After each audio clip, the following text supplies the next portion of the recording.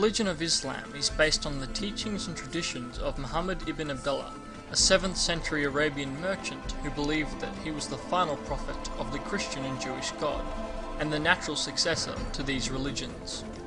Preaching his message of strict monotheism, Muhammad experienced varying degrees of success and defeat during his prophetic career, from oppression and ridicule to the conquest of his enemies.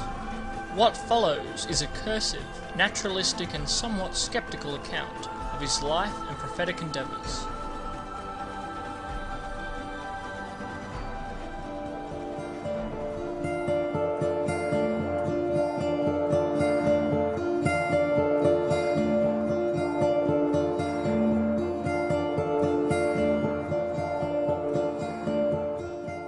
The Islamic prophet Muhammad, whose name derives from the Arabic verb khamada, meaning praiseworthy, was born in the year 570 CE in Mecca, a small mountain town in the high desert plateau of western Arabia.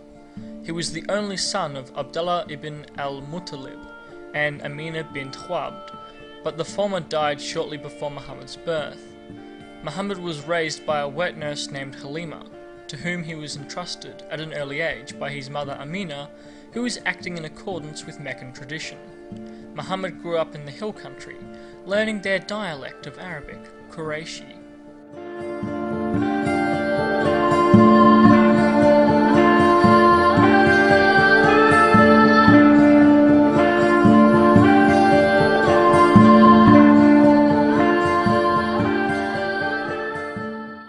When Muhammad was 5 or 6, his mother took him to the oasis town of Yathrib, located a few hundred miles north of Mecca, to stay with his relatives and visit his father's grave.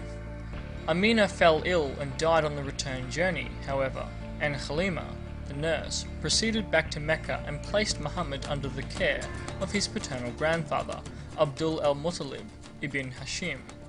Al-Muttalib was famous for his visions, which had revealed to him the location of a magical lost well associated with the biblical figure Ishmael, and was involved in Mecca's pilgrimage business. He looked after the Kaaba, a sacred site in Mecca, and provided provisions for the pilgrims who frequented said holy locale. Al-Muttalib was an important and respected man in Mecca, and taught Muhammad much of what he knew, including his religious knowledge. Al-Muttalib was a Hanif. The Hunafa were a sect of Arab monotheists who revered prophets such as Abraham, Moses and Jesus, disdained overt materialism, engaged in solitary meditation in the desert and mountain wilderness, prayed towards the Kaaba, performed the pilgrimage to the Kaaba, practiced circumcision, and even in some circumstances performed ritual ablutions and abstained from wine consumption. The Hunafa were aware of the complexity and sophistication of the greater monotheistic religions that surrounded Arabia, namely Christianity, Judaism and Zoroastrianism, and contemplated the need for a local faith or revelation keyed for the Arabs. In a way, they seem to have paved the path for Muhammad's coming.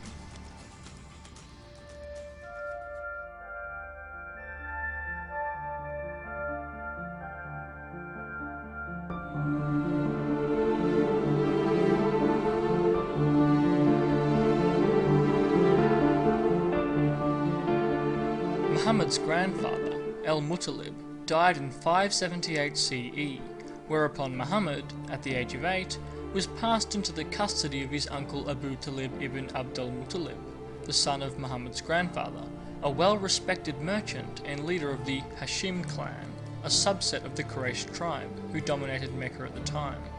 Muhammad grew up under the care of Abu Talib and worked as a shepherd to help pay his keep.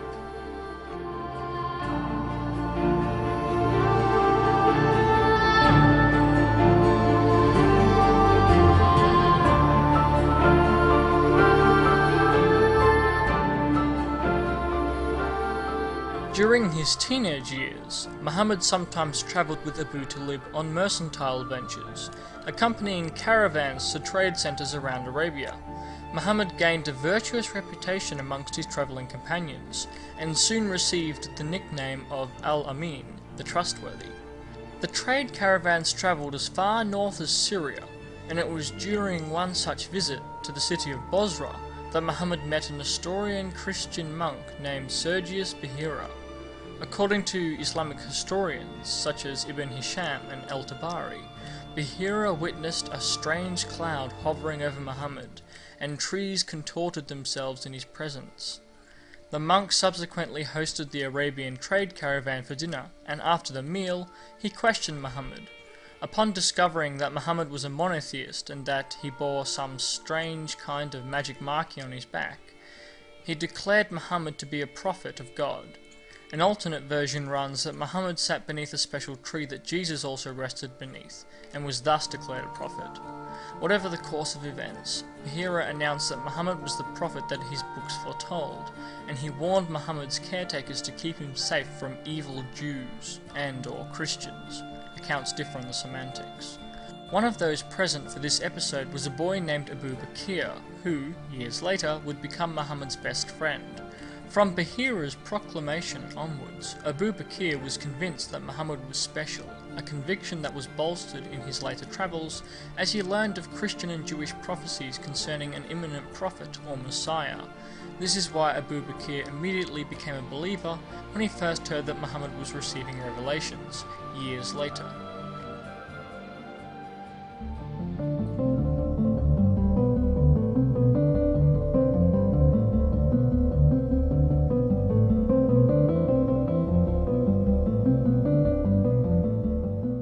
During his early 20s, Muhammad entered into the service of a wealthy Meccan merchant and widow by the name of Khadija bint Khuwaylid, a distant cousin of his.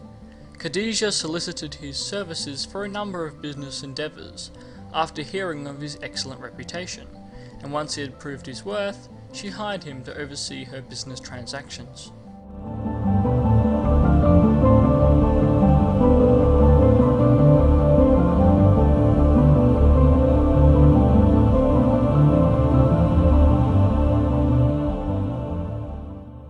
Khadija was so taken by Muhammad's successful business management and sound character that she proposed to him, despite their age differences, she being substantially older, and they were married at about 595 CE. Muhammad continued to manage Khadija's business affairs, and over the next few years their happy union produced 6 children, 2 of whom died at a young age. The remainder, 4 girls, survived till adulthood.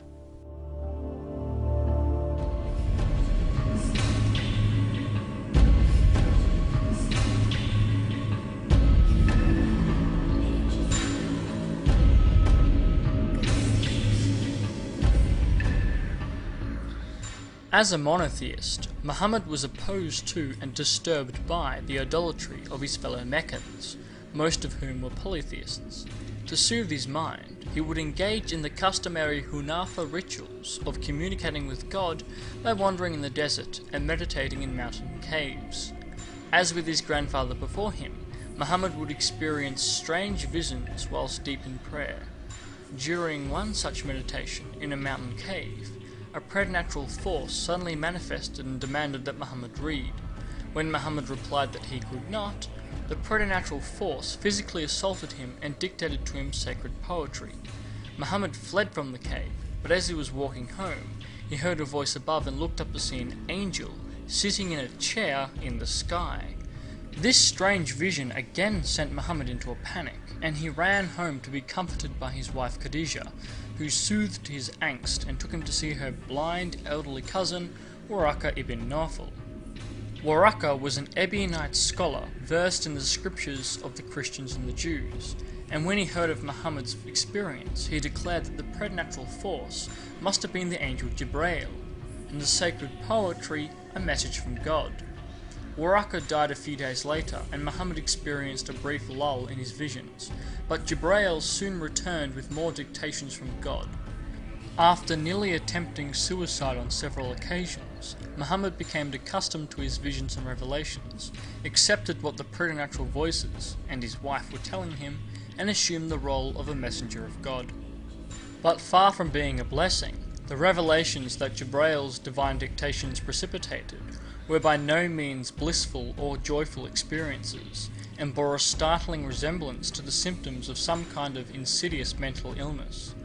From visions of floating angels and rogue jinn, to idle conversations with Jibreel about the particulars of Islam, The nature of the revelations varied. Sometimes they were heralded by a strange humming sound in Muhammad's ears, or a sound similar to a ringing bell. Often they would induce incredible pain, and Muhammad would perspire heavily, even on the coldest of days. He would see bright lights, or hear a great cacophony like the sound of metal being beaten, that produced an agony so great that he wished to die. His face would become crimson, his shoulder and neck muscles would twitch and tremble uncontrollably, his body would spasm, his heart would beat wildly, his breathing would become ragged, and he would pass out. Despite the grueling nature of his revelations, Muhammad was always comforted by his loving wife Khadijah, who reassured Muhammad and had total faith in his ascendancy as a prophet of God. She was, in effect, the first Muslim.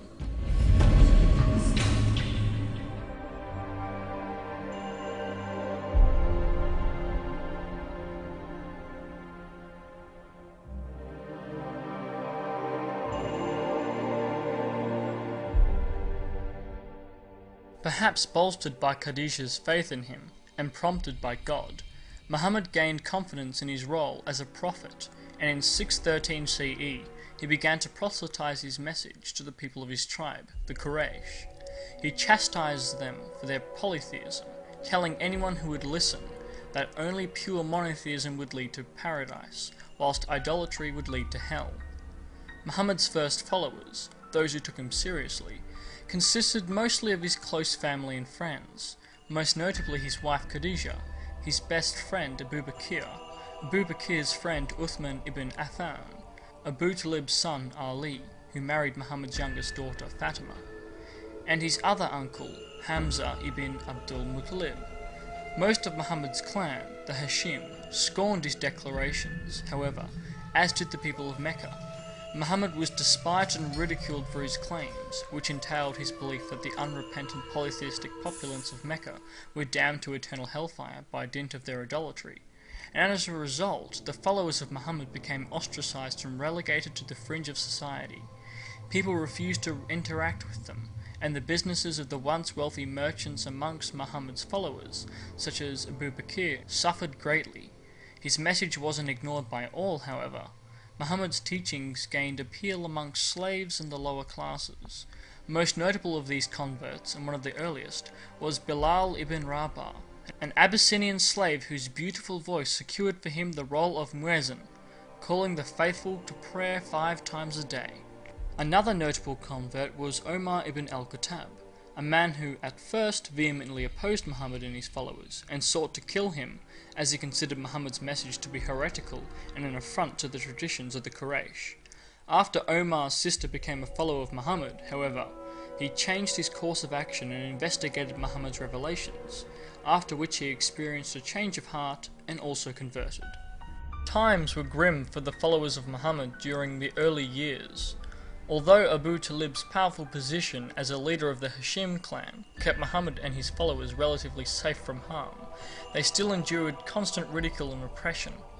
This unhappy state of affairs continued for a decade, and in 615 CE, a delegation of Muslims fled from the harsh settings of Mecca and migrated to Abyssinia, where they were given sanctuary.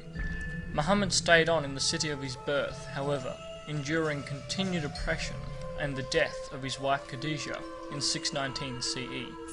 His uncle Abu Talib also died that year, leaving Muhammad vulnerable and bereft.